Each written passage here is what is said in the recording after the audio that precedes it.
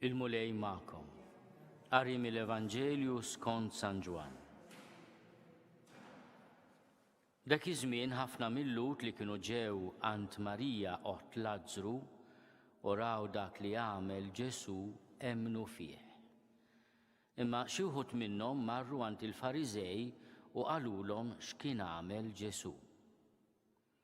Għalhekk il-qassisin il-kbar u l-Fariżej laqqgħu is-Sinedriju u qalu: x'sejrin nagħmlu? Għax dan il-bniedem qiegħed jagħmel ħafna sinjali. Jekk inħalluh sejjer hekk, kulħadd jemmen fih u jiġu r-Rumani u jeqirdulna kemm it-tempju u kemm il-ġens tagħna. Imma wieħed minnhom Kajfa li kien il-qassis il-kbir dik is-sena qalilhom: intom ma tafu xejn. Anqas ma intom tqisu li jaqblilkom jekk imut bniedem wieħed għall poplu u mhux jinqered il-ġens kollu.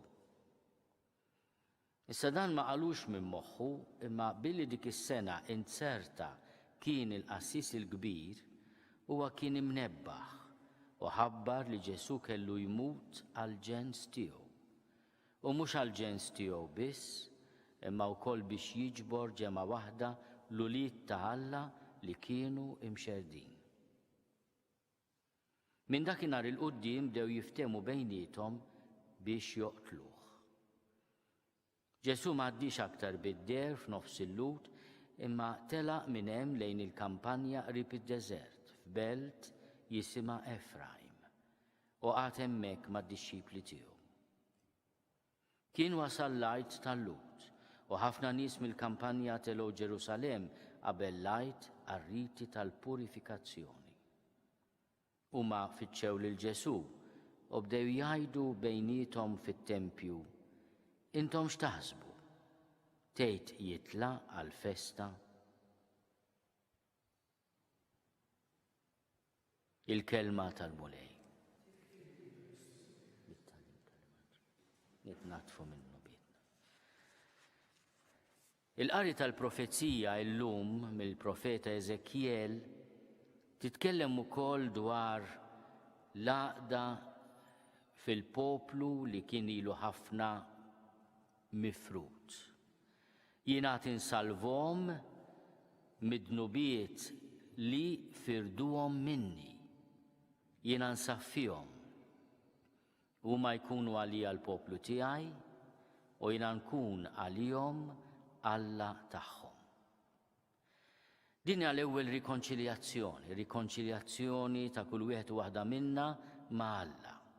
Jiena tinsalvhom mid-dnubiet li firduhom minni. Imma l-effett qawwi ta' din ir-rikonċiljazzjoni ma' Alla hija wkoll ir-rikonċiljazzjoni ta' bejnietna. Nagħmilhom ġens wieħed fil-pajjiż. Ma jibqgħux iżjed żewġ ġnus. Ma jibqgħux iżjed maqsuma f'żewġ saltniet. L-għażla ta' din il-profezija ta' Eżekjel nifhmuha fid-dawl ta' profezija oħra li ħabbar Kajfa li fis-sena li miet u xosta Ġesu kien il-qassis il-kbir. Intom ma tafu xejn. Anqas ma intom tqisu li jaqblilkom jekk imut bniedem wieħed għall poplu u mhux jinqered il-ġens kollu. Il-kalkolu ta' Kajfa jidher kalkolu politiku. Nikkundannaw bniedem innoċenti li qed jagħmel ħafna sinjali, imma hekk insalvaw it-tempju u l-ġens tagħna. L-Evanġelista San Ġwan jieħu l-kliem ta' Kajfa bħala profezija iżjed profonda.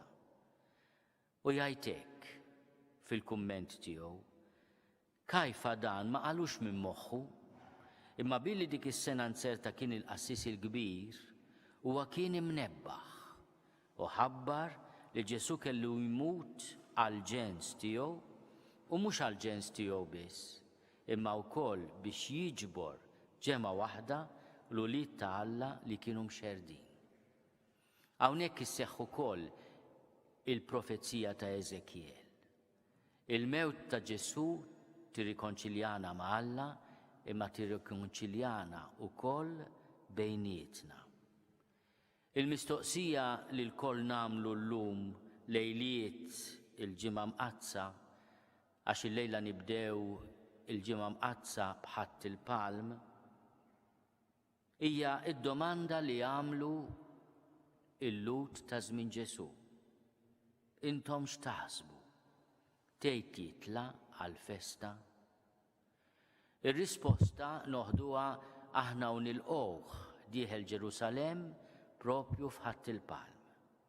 Imma huwa wkoll il-ħatt tal-passjoni tal-Mulej. Meta l-Knisja tħabbrilna il-passjoni tal-Mulej u b'hekk tibda il-ġimgħa l-iżjed importanti tas-sena għalina l-insara. Fit-talba tal-Knisja llum tlabna għal dawk li se jirċievu l-magħmudija dis-sena se jkollna nistennew ftit, imma wkoll għalina li rċivejna l-magħmudija għaliex din il-ġimgħa mqazza tippreparana biex f'Sibt il-Għid inġeddu il-wegħdiet tal-magħmudija, nerġgħu niċħdu id-dlam u nilqgħu id-dawl li hu Kristu Ġesu.